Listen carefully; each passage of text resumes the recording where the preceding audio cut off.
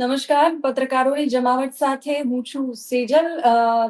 ગુજરાતની અંદર ચૂંટણીનો માહોલ અને સમગ્ર દેશની અંદર ચૂંટણીનો માહોલ ચાલી રહ્યો છે. લોકસભાની ચૂંટણી જે છે એની તડામાર તૈયારીઓ તમામ પક્ષો કરી રહ્યા છે. રાજનીતિની અંદર મોટા પાયે ઉલટફેર જે છે એ જોવા મળી રહ્યા છે ને એવાની વચ્ચે આજે ચર્ચા કરવી છે આદિવાસી વિસ્તાર એવી ભરૂચ લોકસભા બેઠક વિશે. ભરૂચ લોકસભાની જો વાત કરવામાં આવે તો આદિવાસીઓનો ગઢ ગણાય છે અને ભરૂચની અંદર 7 વિધાનસભા બેઠક આવેલી છે. ઝઘડિયા, ભરૂચ, દેડિયાપાડા, જંબુસર, વાગરા, અંકલેશ્વર અને 1989 થી ભરૂચ લોકસભા છે એ ભાજપ પાસે છે. મનસુખ વસાવા છેલ્લી 6 ટર્મથી જીતતા આવ્યા છે. 30 વર્ષથી કહી શકાય કે તેઓ સાંસદ છે અને એક પણ વાર ચૂંટણી હાર્યા નથી.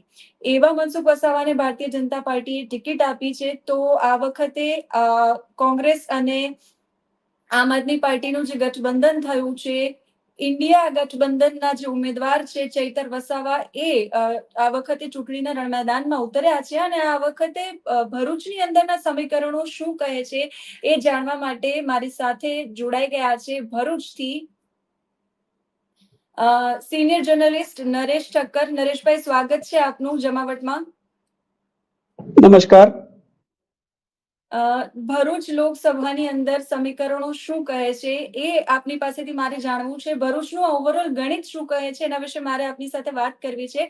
સૌથી પહેલો સવાલ મારો આપને એ છે કે મનસુખ વસાવા, જે ભારતીય જનતા પાર્ટીમાં છેલ્લી 6-7 ટર્મથી સતત ચૂંટાઈ રહ્યા છે અને 30 વર્ષથી સાંસદ છે, આ વખતે પણ ભારતીય જનતા પાર્ટી એમને ટિકિટ આપી છે. જીતની શક્યતાઓ કેટલી છે એમની આ વખતે? ગુજરાતમાં ભરૂચ જિલ્લાની સંસદની બેઠક બહુ પ્રતિષ્ઠાભર્યો જંગ કહેવાય છે, કારણ કે ગુજરાતમાંથી કોંગ્રેસને દૂર કરવા માટે અહેમદભાઈ પટેલ જેવા ધુરંધર ખેલાડીને જે તે સમયમાં કોંગ્રેસ, જે આખો ભરૂચ જિલ્લો પહેલા કોંગ્રેસનો ગઢ હતો, પણ અહેમદભાઈ પટેલને ભારતીય જનતા પાર્ટીએ ચંદુભાઈ દેશમુખના સ્વરૂપની અંદર લોકસભામાં મોકલીને હરાવ્યું, કોંગ્રેસને દૂર કરી. ત્યાર પછી ક્રમશઃ ભરૂચ જિલ્લામાં કોંગ્રેસનું વર્ચસ્વ ઘટતું ગયું. અહેમદભાઈએ લોકસભા લડવાનું છોડી દઈ અને રાજ્યસભા થ્રુ જ પીએમઓમાં એમનો જોર જમાવી રાખ્યો. અહીંયા ભારતીય જનતા પાર્ટી ભરૂચ જિલ્લામાં આવી પ્રવેશી તો એ આદિવાસી મત વિસ્તારમાંથી, કારણ કે આખા જિલ્લામાં 5.5 લાખ જેટલા આદિવાસી મતદાતાઓ છે, પહેલા ક્રમે આદિવાસીઓ છે, અને એ આદિવાસીઓ થકી કોંગ્રેસને બહાર કાઢી અને ભારતીય જનતા પાર્ટીએ વર્ચસ્વ જમાવેલું.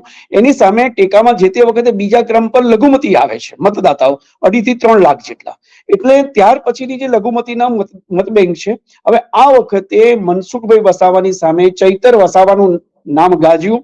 ચૈતર વસાવા એક યુવા નેતા તરીકે એસ્ટાબ્લિશ થઈ રહ્યા છે. આદિવાસીઓમાં એમની લોકપ્રિયતા વધી રહી છે. ચૈતર વસાવાને ભારતીય જનતા પાર્ટીએ પોતાની સાથે, કારણ કે એમને ગમે તે ભોગે ભરૂચ જિલ્લામાં ભારતીય જનતા પાર્ટીનો ગઢ સાચવી રાખવાનો છે. પહેલા એવું કહેવાતું હતું કે ગુજરાતમાંથી માંડ 1-2 બેઠક જ રિપીટ થશે ઉમેદવારો, એના બદલે સતત 7મી ટર્મ માટે પણ આદિવાસીમાં કોઈ એ ન થાય, બળવો ના થાય, વિરોધ ના થાય, મોટું જુવાળ ના આવે, એટલે મનસુખભાઈ વસાવાને ભારતીય જનતા પાર્ટીએ રિપીટ કર્યા છે. આદિવાસીઓને સાચવવા જવામાં ચૈતર વસાવા આદિવાસી મતદાતાઓમાં વિભાજન કરે એવી સ્થિતિ છે. તો બીજી બાજુ ભાજપે જીતવા માટેના બધા જ પ્લાનિંગ બિફોર ટાઈમ કરી લીધા છે અને એમણે 1, 2, 3 એવા તમામ વિકલ્પ મૂક્યા છે. હમણાં જ જો આપને ખ્યાલ હશે તો તાજેતરમાં વાગરામાં જે વિધાનસભા 2 વાર હારી ચૂક્યા છે પણ સક્ષમ છે, લઘુમતીમાં લોકપ્રિય છે, એવા સુલેમાનભાઈનો પણ ઇન્ટરવ્યુ વાયરલ થયો છે અને એમાં એમણે કીધું છે, કારણ કે લોકસભામાં ભારતીય જનતા પાર્ટીના પ્લાનિંગ પ્રમાણે કહો કે કોંગ્રેસમાં એમનું જે એમનું આપ અને કોંગ્રેસની વચ્ચે આપને બેઠક મળી એને કારણે કોંગ્રેસમાં અસંતોષ કહો. અહેમદભાઈના 2 દીકરા અને દીકરી અત્યારે કોંગ્રેસ સાથે અર્થાત ગઠબંધન સાથે નથી, એમનો વિરોધ છે.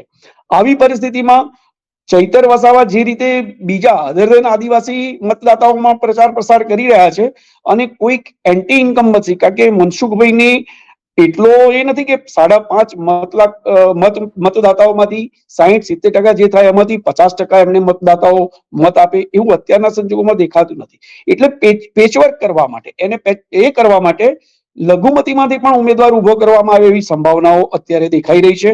અને એટલે છેલ્લે લેટેસ્ટ જે કંઈ રાજકારણનો પ્રવાહમાં જોવા મળે છે કે એક લઘુમતી ઉમેદવાર પણ ઉભો કરી દેવામાં આવે, મતદાનનું વિભાજન કરવામાં આવે, ભારતીય જનતા પાર્ટીની જે કમિટેડ મત બેંક છે એ મત બેંકને અકબંધ કરી અને જીત મેળવવા. અને સી.આર. પાટીલ સાહેબે કીધું છે એવું, પ્રદેશ પ્રમુખ કહે છે કે 5 લાખ ના માર્જિનથી ભારતીય જનતા પાર્ટી જીતવું છે.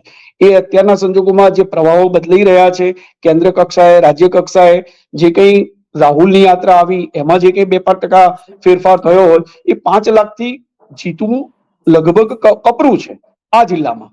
પણ ભારતીય જનતા પાર્ટી એમનું પ્રભુત્વ જાળવી રાખવા માટે જે કોઈ ગણતરી મૂકવાની હશે એ મૂકી અને કદાચ લઘુમતી ઉમેદવારને પણ ઉભો કરે તો કંઈ કહેવાય નહીં. આ પરિસ્થિતિ વચ્ચે ભરૂચ જિલ્લાની લોકસભાની બેઠક બહુ જ રસપ્રદ બની રહેશે છેલ્લી મિનિટ સુધી.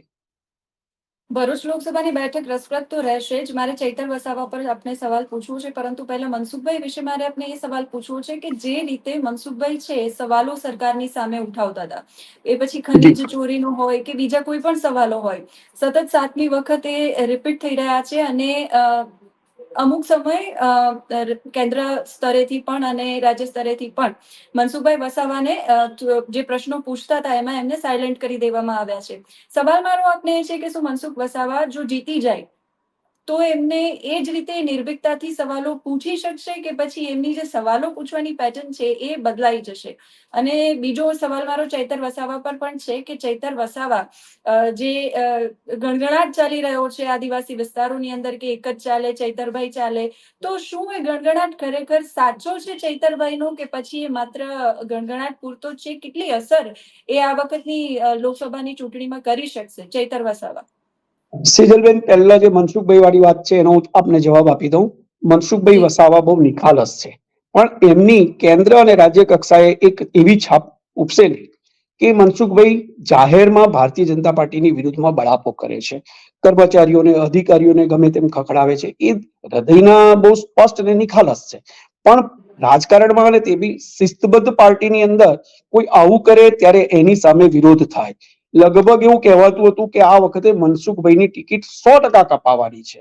રાજકીય વર્તુળોમાં જ નહીં પણ પત્રકારત્વના આલમમાં પણ એવું કહેવાતું હતું કે હવે અતિ કઠિન છે, એમની સામે એન્ટી ઇન્કમ્બન્સી છે. કદાચ આદિવાસીઓ માટે એમને પ્રશ્નો ઉઠાવ્યા જ હશે અને એ સાચા પણ હશે, પણ ભારતીય જનતા પાર્ટી પક્ષ તરીકે જે એમની નીતિ રીતિ હોય એને તો એમને ફોલોઅપ કરવું જ પડે. પણ અત્યારે એવું કહેવાય છે કે એમને ટિકિટ આપતા પહેલા કેટલીક terms and conditions at the rate કરીને સમજાવીને કહેવાયું છે કે અમે આ પરિસ્થિતિમાં આપને રિપીટ કરીએ છીએ, પણ તમારે પાર્ટી વિરુદ્ધના એમાં ક્યાંય જવાનું નથી. પાર્ટીના આ પરિસ્થિતિમાં એમણે થોડોક ચેન્જીસ એમના પોતાનામાં પણ કરવા પડશે, પ્રજા સાથે પણ હળવું મળવું પડશે. અને માત્ર એક સબ્જેક્ટ કે એક વાત છોડી, હા બીજું આપને કહી દઉં કે ઘણું બધું કરવાનું છે પણ એમને કદાચ કોમ્પ્રોમાઇઝ કરવા પડશે. કારણ કે આ આખો આદિવાસી પટ્ટી છે, એમાં ઝઘડિયા, વાલિયા એ ઇન્ડસ્ટ્રીયલ એરિયા પણ છે અને ત્યાં બહુ મોટી દાદાગીરી ને એવું ચાલતું હોય છે. અને એ પ્રશ્નોને લીધે મનસુખભાઈ થોડા હડખામણા પણ થયા હતા. પણ હવે આપે જે પ્રશ્ન કર્યો કે મનસુખભાઈ એવા પ્રશ્નો પૂછી શકશે, તો કદાચ શક્યતાઓ ભૂંગળી દેખાય છે. કારણ કે આ આદિવાસી પટ્ટીમાં અત્યારે કબજો જમાવવા માટે જે ઇન્ડસ્ટ્રી ઉપરની આવક છે 2 નંબરી, તો એની ઉપર એ કરવા માટે બહુ બધા સોગટા ગોઠવાયા છે અને આ આખો વિસ્તાર એની અંદર અટવાયો છે. પરિસ્થિતિની હાલ અને ચૈતર વસાવા આપે જે બીજો પ્રશ્ન કર્યો એ પ્રમાણે ચૈતરભાઈ વસાવાની પાસે અત્યારે એમની પર કોઈ એવા આક્ષેપ નથી થતા. વન કર્મચારીને જે કંઈ મારવાની વાત કહી તે થઈ, પણ એનાથી એમની આદિવાસી વિસ્તારમાં લોકપ્રિયતા વધી છે. આપે એમને પૂરેપૂરે સપોર્ટ કર્યો છે. કોંગ્રેસ એમને ગઠબંધનની પાર્ટી તરીકે સપોર્ટ નથી કરી શકી. ચૈતર વસાવા આદિવાસી પટ્ટી પર ગમે એટલા મજબૂત હોય, ગમે એટલા લોકપ્રિય બન્યા હોય, પણ 5.5 લાખ મતદાતાઓ જે આપણે કીધા તે સિવાયના ઘણા બધા મતદાતાઓ છે. 7.5 લાખ મતદાતાઓ તો સામાન્ય એના આવે છે, જેની અંદર બીજા બધા આપણે આદિવાસી ઉપરાંત પણ મુસ્લિમ સમાજના 3 લાખ છે, ત્યાર પછીના દલિત વિસ્તાર છે. આ બધા મતદાતાઓ, અને ખાસ કરીને આપને ફરી એકવાર કહી દઉં કે મનસુખભાઈ વસાવા જો જીતે છે તે માત્ર આદિવાસી મતોથી નહીં, એમને જીતાડવામાં અંકલેશ્વર, ભરૂચ, જંબુસર, વાગરા એના જે ભાજપના કમિટેડ મતદાતાઓ છે, જે કેસરીઓ કરનારા છે, મોદી સાહેબના ચહેરા મોરાને જોઈ અને એમને કાર્યપ્રણાલીને કે કાર્ય પદ્ધતિને કે પ્રગતિને વિકાસને જે કહો તે એ જોઈને મત આપે છે. એટલે મનસુખભાઈએ પણ આ વખતે કદાચ એમને ટિકિટ મળી છે તો થોડું બદલાવવું પડે તો કઈ કહેવાય નહીં. ચૈતર વસાવાએ પણ ખૂબ મહેનત કરવી પડે એવી પરિસ્થિતિ છે અને કદાચ થોડા બદલાઈ પણ રહ્યા છે. સામાન્ય જે સવાલો છે પ્રજાને સ્પર્શતા એન્ટી ઇન્કમ્બન્સી જેવા છે. સપોઝ ફોર એક્ઝામ્પલ એવું કહેવાય છે કે ભાઈ રેલ આવી તો રેલ માટેના પ્રશ્નો માટે બી એમને જાગૃતિ બતાવી છે. આજે કીધું છે કે મારી યાત્રા પૂરી થઈ, હવે હું ઘરે ઘરે પહોંચીશ. કારણ કે એમણે આદિવાસી સિવાયના મતદાતાઓને પણ પોતાની તરફ ખેંચવાના છે, એમને સમજાવવાનું છે, એમને બતાવવાનું છે કે તમે મને મત કેમ આપો. અને ભારતીય જનતા પાર્ટી તમે કીધું ને કે એક સમયનો કોંગ્રેસનો ગઢ એ આજે કેસરીયો ગઢ બની ચુક્યો છે. કેસરિયા ગઢની અંદર નરેશભાઈ, જી મારો આપને સવાલ એ જ હતો કે ભરૂચની અંદર એવું કહેવાય છે કે આદિવાસી મતદારો જેના પડખે હોય છે એ લગભગ એ વ્યક્તિ જે છે એ ઉમેદવાર છે એ જીતી જતો હોય છે, પરંતુ 5.5 લાખ આદિવાસી મતદારો છે, સામે 3 લાખ મુસ્લિમ મતદારો પણ છે, લઘુમતી મતદારો. અને આ વખતે તો કોંગ્રેસ નથી લડી રહી, આમ આદમી પાર્ટી લડી રહી છે. એવામાં જો આમ આદમી પાર્ટીના ઉમેદવારને એટલે કે ચૈતર વસાવાને જો કોંગ્રેસના માફ કરશો લઘુમતીઓના મત ન મળે તો ચૈતર વસાવા માટે આ ચૂંટણી કેટલી કપરી કહી શકાય. એવા કયા કયા ફેક્ટર્સ આપ ગણો છો કે જે ચૈતર વસાવાને એ ફેક્ટર પર અત્યારે કામ કરવાની ખૂબ જરૂર છે? ચૈતર વસાવાને કમનસીબ ગણો કે ભારતીય જનતા પાર્ટીનું સદનસીબ ગણો, એમની સ્ટ્રેટેજીનો પાર્ટ ગણો. ચૈતર વસાવાને કોંગ્રેસ તરફથી જેટલો ગઠબંધનના ઉમેદવાર તરીકે સહયોગ મળવો જોઈએ એ અત્યારે મળી નથી રહ્યો, એટલે એમના ચઢાણ વધુ કપરા બની રહ્યા છે. આદિવાસીઓ આપે કહ્યું એમ જે કોઈ મતદાન કરશે તો મેક્સિમમ ચૈતર વસાવા તરફી મતદાન થશે, ચૈતર વસાવાને મતો મળશે. પણ માત્ર આદિવાસી મતોથી ચૈતર વસાવાએ જીતવાનું નથી, તો એમની આશા બીજી જે કોઈ હતી એક ઉમેદવાર વન્સ અગેન વંશની અંદર જીતવાના ચાન્સીસ જોવા માટે, તો એ લઘુમતી મતો હતા. હવે ભારતીય જનતા પાર્ટી આ બધું જાણે જ છે.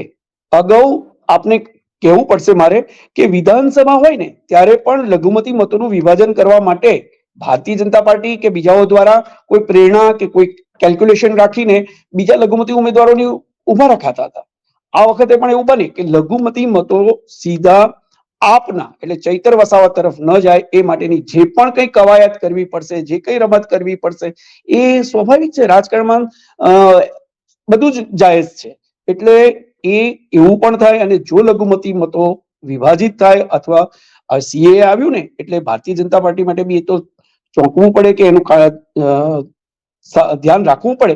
કારણ કે એ મતદાતાઓ જો એક સરખો પ્રવાહ કરીને ચૈતર વસાવાની ફેવરમાં જાય તો ચૈતર વસાવાને જીતવા માટેની શક્યતાઓનું સર્જન થાય. અને આવી કોઈ શક્યતાઓનું સર્જન અત્યારના સંજોગોની અંદર ભરૂચ જિલ્લા ભારતીય જનતા પાર્ટીનું સંગઠન છે અને પ્રદેશ માળખું છે એ બહુ જ બાજ નજર રાખીને બેઠું છે.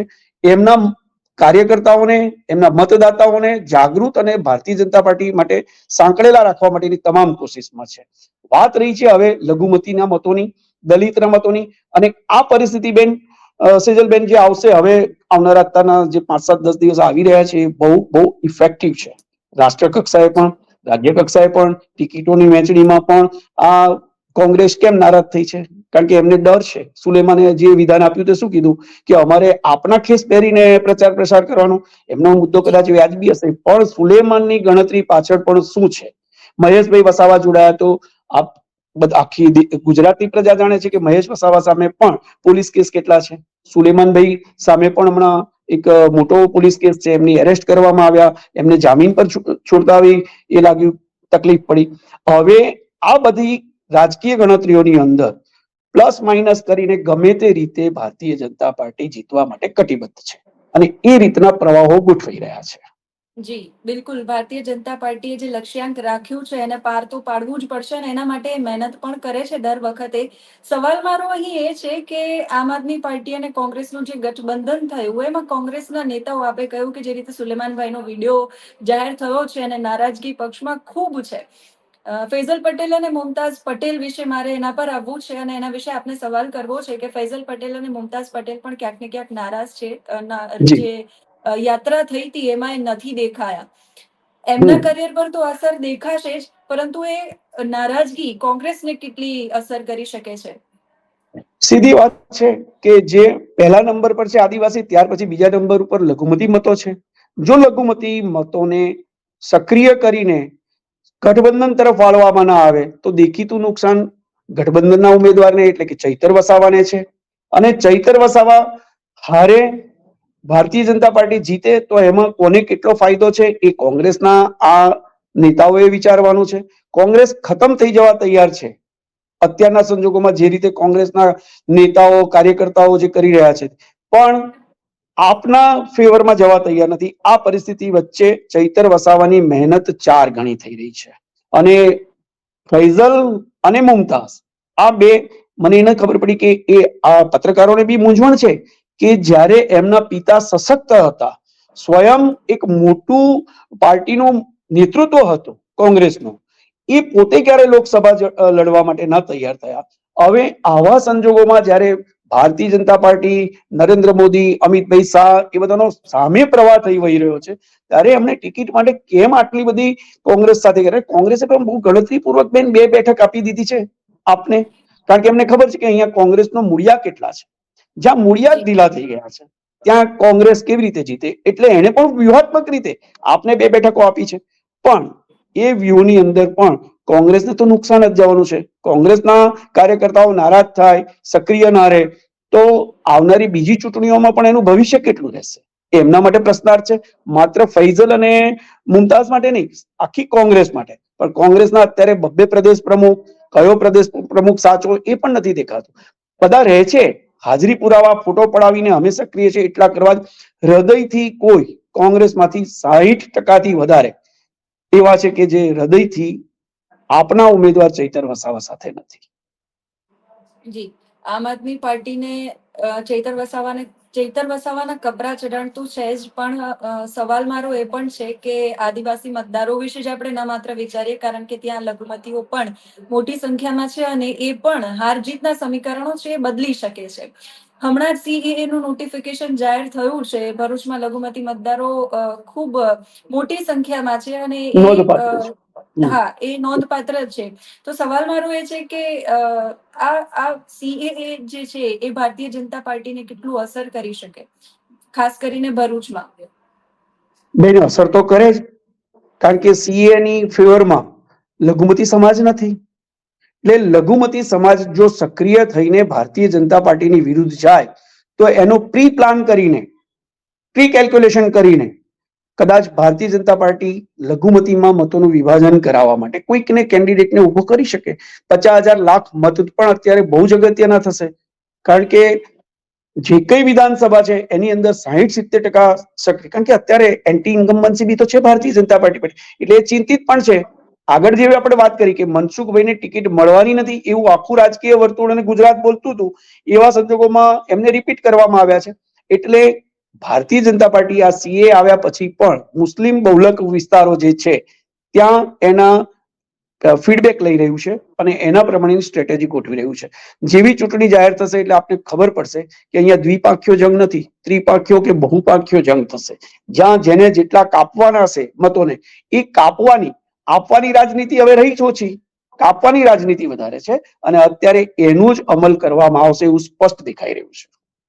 જી, હવે મારે વસાવા જે ફેક્ટર છે એના પર ફરી પાછું આવવું છે. છોટું જી, વસાવાનો ફેક્ટર જે છે એના વિશે મારે આપની પાસેથી જાણવું છે કે ભરૂચની અંદર આખું વસાવા ફેક્ટર છે એ કઈ રીતે કામ કરે છે, કારણ કે મહેશ વસાવાએ કેસરીઓ ધારણ કર્યો અને ત્યાર પછી છોટું વસાવાના જે બેક ટુ બેક નિવેદનો આવ્યા કે એ નાસમજ છે અને મિસગાઈડ કરવામાં આવી રહ્યા છે અને ખનીજ માફિયાઓની ફોજમાં એક ઉંદર જોડાયો અને વગેરે વગેરે જે નિવેદનો એમને આપ્યા છે, તો આ વસાવા ફેક્ટર છે એ ભારતીય જનતા પાર્ટીને અને ખાસ કરીને ચૈતર વસાવાને આ કેટલું ઇફેક્ટ કરશે? કારણ કે સૌ કોઈને જાણવામાં એ રસ હોય છે કે કયા ઉમેદવારને કયું ફેક્ટર કેટલું અસર કરશે અને એની જીતની ક્ષમતા કેટલી છે. આદિવાસી વિસ્તારમાં 10 થી 20 વર્ષ સુધી પોતાનું વર્ચસ્વ જમાવનાર છોટુભાઈ વસાવા, કે જેમણે પડકાર આપ્યા ભારતીય જનતા પાર્ટીને સતત, એમની સામે પણ એટલા બધા પગલા રાજકીય રીતે લેવાયા, એમાંથી નિર્દોષ પણ સાબિત થયા. પણ બીજી બાજુ આ જે ઉંદરડા કહે છે એ ઉંદરડાના જનક કોણ છે? અને જે છે એમનું હવે સોનાનો વરખ હોય એનું ઉતરી જાય પછી એનું મૂલ્ય શું હોય? આ થોડું આદિવાસી વિસ્તારમાં હવે એમનું પ્રભુત્વ ખતમ થઈ રહ્યું છે અને ખતમ કરનારા કોઈ બીજા નથી બેન, જનતા દળ, ત્યાર પછી બીટીપીમાં સ્વયં છોટુભાઈ, ત્યાર પછી મહેશ વસાવા ભારતીય જનતા પાર્ટીમાં જોડાયો. જેના પુત્ર જ એમના કંટ્રોલમાં ન હોય તો પછી આપણને એ બી તો વિચાર આવે ને કે હવે એનો મતદાતા એમના કેટલા કંટ્રોલમાં હશે. જ્યારે આ બધા વિભાજનના પરિણામોને કારણે છોટુભાઈ હારવું પડ્યું, મહેશે હારવું પડ્યું, અને હારેલો જુગારી બમણું રમે એમ હવે આ બીજું રમત. એની પાછળ મેં કીધું એ ખાણ ખનીજ રેતીનું જે આવકનો સ્ત્રોત છે એની અંદરનું બધું આ આદિવાસી પટ્ટી ઉપર બહુ મોટું બખડજંતર છે.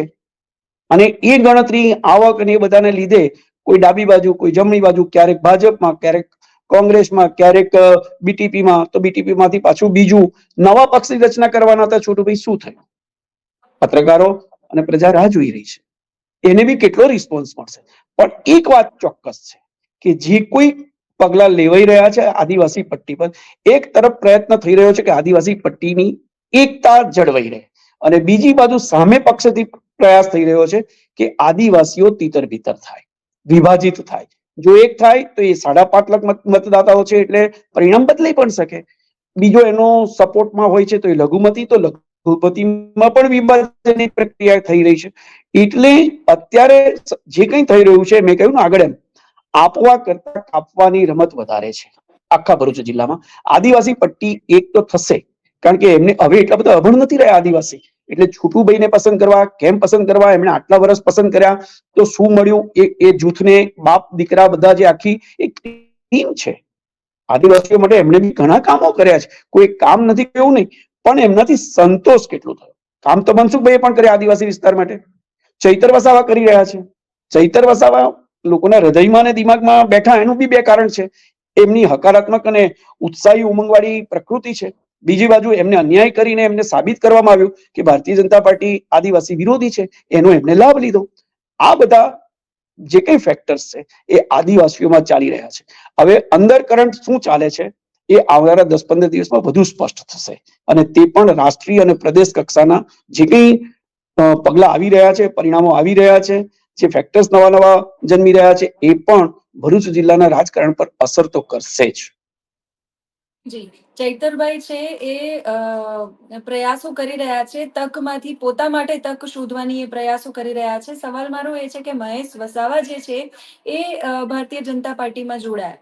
હવે આદિવાસી મતોનું જો વિભાજન થાય તો 2024ની જે ચૂંટણી છે એના પર કેટલી અસર પડી શકે?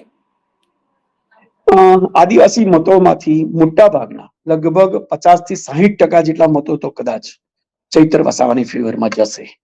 બાકીના જે મતદાન થાય એના 60%, ધારો કે 5.5 લાખ છે તો એનું 60-70% મતદાન વધારેમાં વધારે કદાચ આદિવાસી 2 ઉમેદવારો છે એટલે કરાવે તો એ જે કંઈ થશે એમાંથી 60% મતદારો અત્યારના સંજોગોની અંદર એવું સ્પષ્ટ કહેવાય છે કે ચૈતર વસાવા તરફ જશે. બાકીના 40%ની અંદર 20-22% મનસુખભાઈને મળી શકે, અને એમાં 15-20% આ મહેશ વસાવા કે છોટુભાઈ વસાવાનું જે બળ કામ કરે એના થકી એમને થોડા વધારે ન મળે. પણ 60-40 નો રેશિયો જે કોઈ મતદાન થશે એમાં ચૈતર વસાવા અને મનસુખભાઈ વસાવા તમામ વહેંચાશે.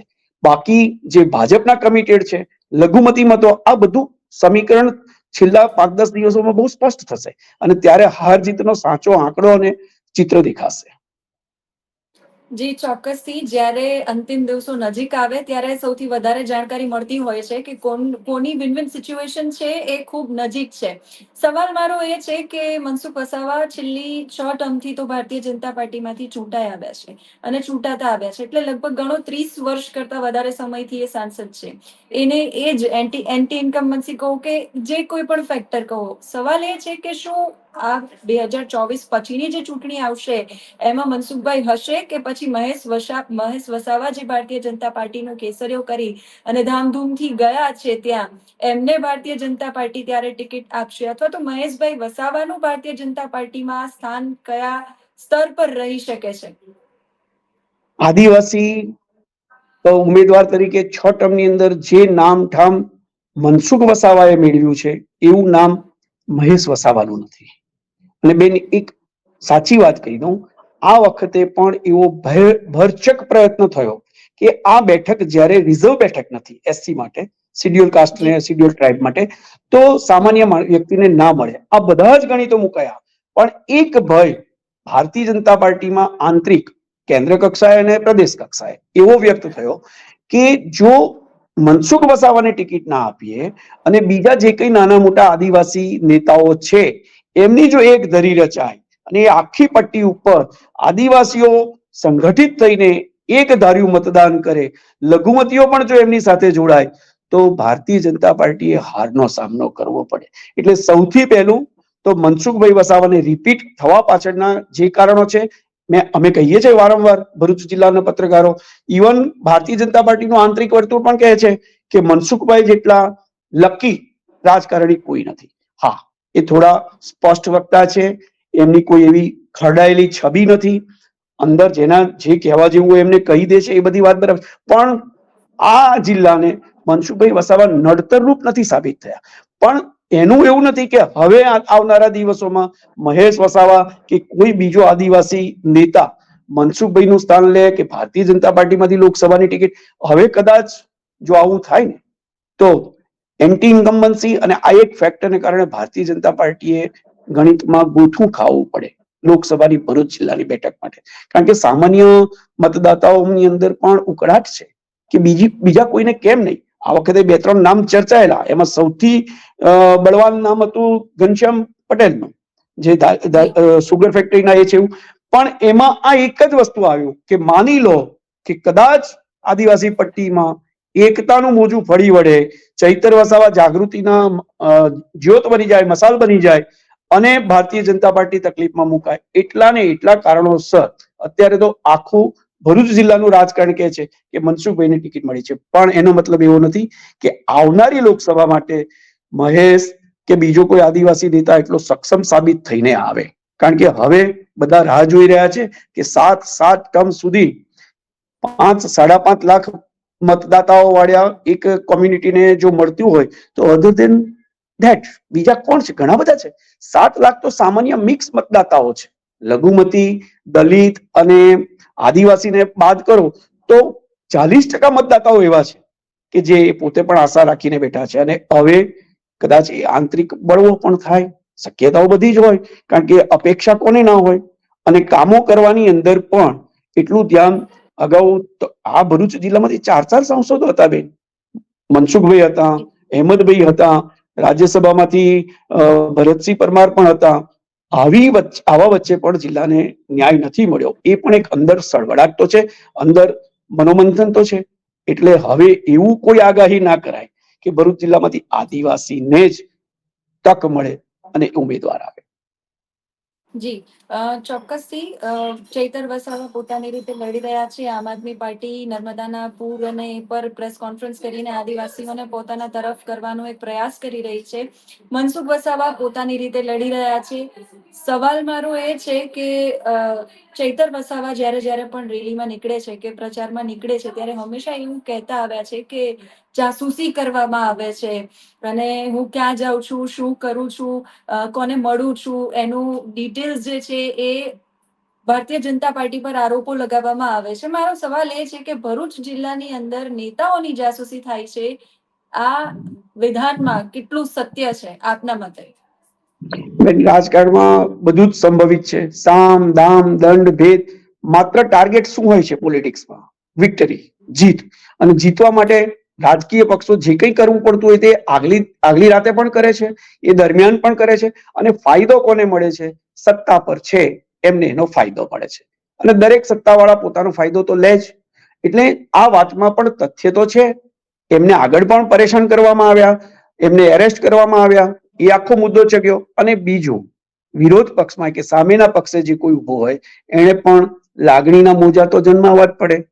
એટલે ચૈતરભાઈ એ પણ કરે કે મારું આ થાય છે, મારું, અને એ થતું જ હશે, કારણ કે બધે જ થાય. અને જયારે રાજકારણમાં આવ્યા છે તો ચૈતરભાઈ એ પણ સ્વીકારવું પડે. માત્ર એવું નથી કે નેતાઓ કે એનું, પણ જાહેર જીવનમાં સંકળાયેલા ઘણા બધાની ઉપર પણ ગુપ્તચર બ્યુરો તો નજર રાખે ને. એ એમનું કર્તવ્ય છે, એ એમની ડ્યુટી છે અને એમને રિપોર્ટ કરવાના હોય છે. ઉપર એમના સાહેબો બેઠેલા છે. એટલે આ બધું અત્યારની લોકશાહીમાં બહુ સંભવિત છે, શક્ય છે અને થતું રહે છે. જી, ઓવરઓલ ભરૂચ લોકસભા વિશે મારે આપની પાસેથી બહુ જ ટૂંકમાં જાણવું છે કે શું લાગી રહ્યું છે અને આગળ સમીકરણો કઈ રીતે બદલાઈ શકે છે. આ મારો અંતિમ સવાલ છે આપને. Bharatiya Janata party at any cost તન મન ધન સામ દામ દંડ ભેદ જે પણ કંઈ કરવું પડશે એ કરીને પોતાની બેઠક જાળવી રાખવા માટે કટિબદ્ધ છે. અત્યારના સંજોગોમાં ભારતીય જનતા પાર્ટી ચૈતર વસાવાથી ઘણી આગળ છે. આવનારા સંજોગો સમય કંઈક એવી ઘટનાઓ બને, કોઈક એવા બનાવો બને કે જેને કારણે આખો આંતરપ્રવાહ વહે, અંડર સર્કિટ ચાલે અને મતદાતાઓ એવું મતદાન કરે કે ના કંઈક બદલવું છે, એન્ટી ઇન્કમ્બન્સી ચાલે તો અને તો જ ચૈતર વસાવા જીતે.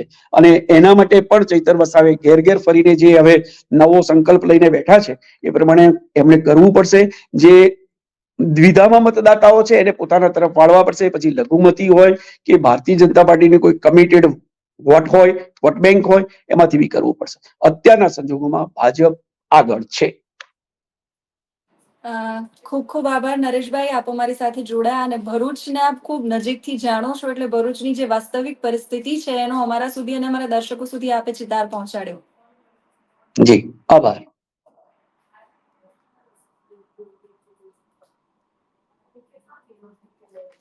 તો ભરૂચ લોકસભાની જે માહિતી છે એ નરેશભાઈ ઠક્કરે ખૂબ સારી રીતે આપણા સુધી પહોંચાડી. અત્યારે ભારતીય જનતા પાર્ટી જે છે એ કોંગ્રેસ કરતા, ગઠબંધનના ઉમેદવાર કરતા અત્યારે આગળ ચાલી રહી છે. ચૈતર વસાવા પોતાની રીતે મહેનત કરી રહ્યા છે, પરંતુ કયા સમીકરણો આ ચૂંટણીની અંદર અસર કરશે એ કડી શકવું ખૂબ મુશ્કેલ હોય છે. અત્યારે આ વિડીયોમાં બસ આટલું જ.